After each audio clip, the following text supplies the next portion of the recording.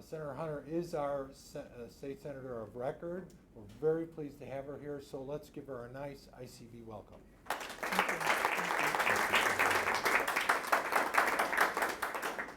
Thank you, Bill. Good afternoon. Happy Constitution Day.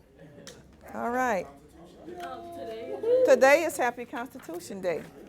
So what we're going to do is talk about the Constitution. Oops. I have to get used to this. Did I do it wrong already? Okay. What is the Constitution? So the Constitution, the U.S. Constitution, is the supreme law of the land. It is basically the foundation and the source of legal authority underlining the existence of the United States of America. And you can read as I'm going through this. And it basically also provides a framework for the organization of the United States government. So what are the basic principles of the Constitution? Some of the basic principles of the Constitution is popular sovereignty.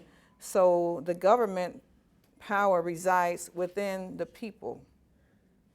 You have limited government, you have separation of powers, and I am going to talk more about separation of powers, and then you have federalism, which divides the power among national and state government. So I am a state government official. I'm a state senator, and we have state representatives. And in Springfield, we all work in Springfield, although we live wherever we live. I live here in the city of Chicago, and my district is here in the city of Chicago. I go as far north as Chicago Avenue. And I have near north, near south, I have Chinatown in my district, White Sox Park, Grand Boulevard, parts of Inglewood, parts of South Shore, and parts of Marquette Park. So I have a very diverse district. And then you have in Washington, they are considered as the national government. So when you hear about Congress, that's Washington, D.C. When you hear about the General Assembly, that's in Springfield, Illinois. And in Washington, the Congress is the U.S. senators and the U.S. House of Representatives. So in this particular district, we have Danny Davis. This is the 7th Congressional District, which is Congressman Danny Davis. He is the the U.S. Congressman for this district. And each state, we have 50 states, each state has 2 U.S. senators. So we have Dick Durbin as a Democrat, and then the Republican is Mark Curt. Okay, so we have 2 congressional people in Washington. In terms of separation of powers, we have 3 branches of government, okay? And one is the judicial branch, which are the judges. And then you have the legislative branch, which is myself, okay? And then you have the executive branch, which is the governor in the case of the state of Illinois. And in terms of the federal government, you have the President of the United States, okay? So he's over the executive branch of government. So what are the checks and balances? So I just mentioned to you about the 3 branches of government.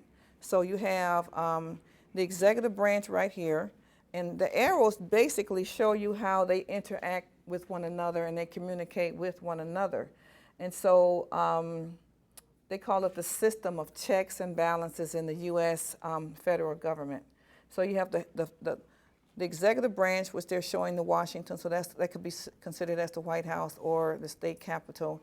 Then you have the executive branch, grants, and they do grants and pardons. You know, when people have legal issues and they've served their time and they ask for a pardon, the governor or the president, both of them have the same kind of powers.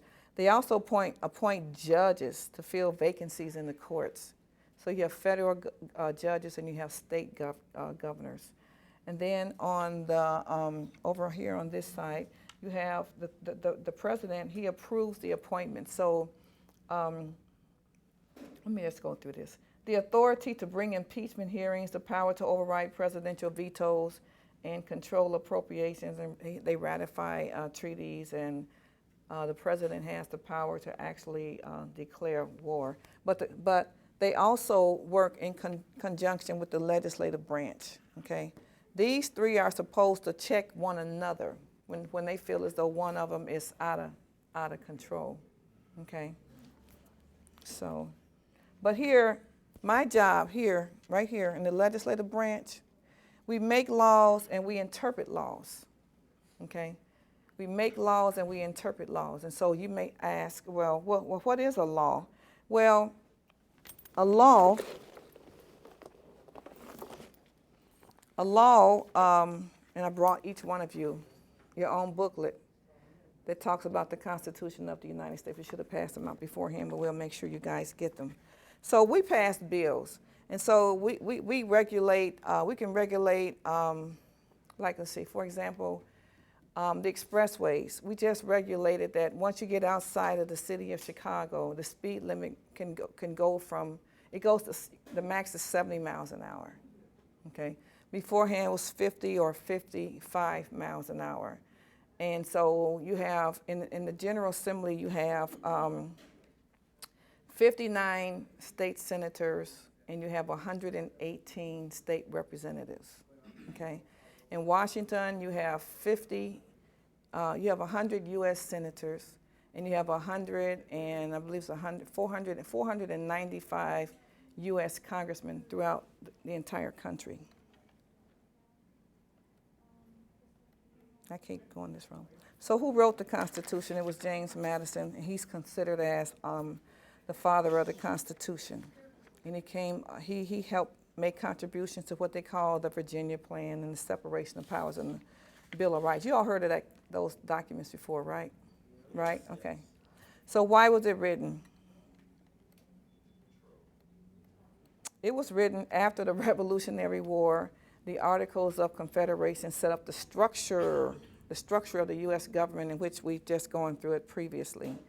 And so the federal government was extremely weak, and this created many problems, such as there were no separation of powers, only unicameral legislators, which means that only one party controlled it. There was no checks and balances, right?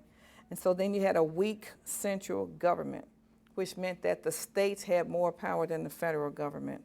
And so then you also, number 3, Congress did not have the power to tax. There were more problems with the Articles of Confederation. And so as a result, these guys got together and they wrote the Constitution.